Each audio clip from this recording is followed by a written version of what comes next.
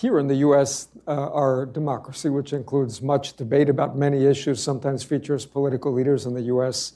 making comments about democracy in India. That has sometimes provoked a crisp response from the External Affairs Ministry.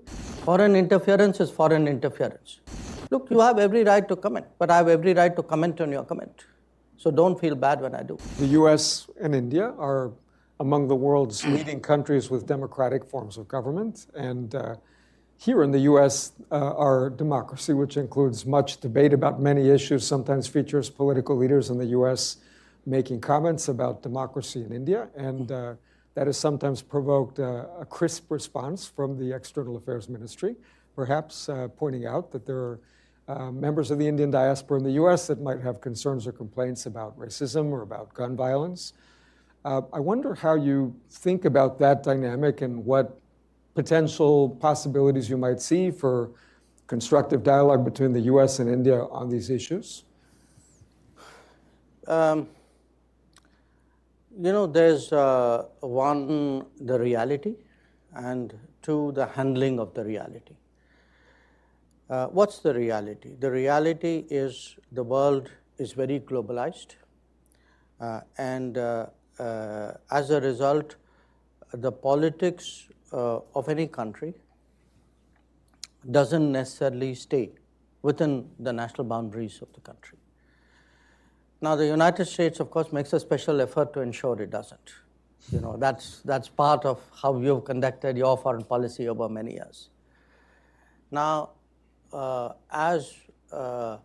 a globalized era where there are also global agendas, there are players who like to shape not only the politics of their own country or their own region, but try and do it globally.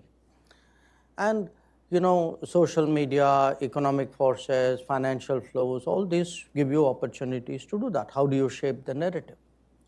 So you have a whole industry here, okay? So you write up reports about people, you rank people, you spotlight countries. That's the game. Now, as I said, that's the reality. So what happens with that reality is it's part of the overall competition, a competition among countries and competition among political forces. And when it is a competition, you expect others to do what they will, and it's your right to do what you will. And that's playing out in a way. But if you look at a state-to-state, government-to-government level, we think it's important that democracies are mutually respectful. It cannot be that one democracy has a right to comment on another, and that's part about promoting democracy globally. But when others do that, then it becomes foreign interference.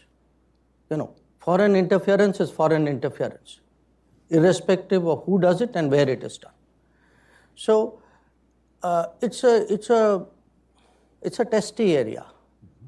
And my personal view, which I have shared with many counterparts, is, look, you have every right to comment, but I have every right to comment on your comment. So don't feel bad when I do.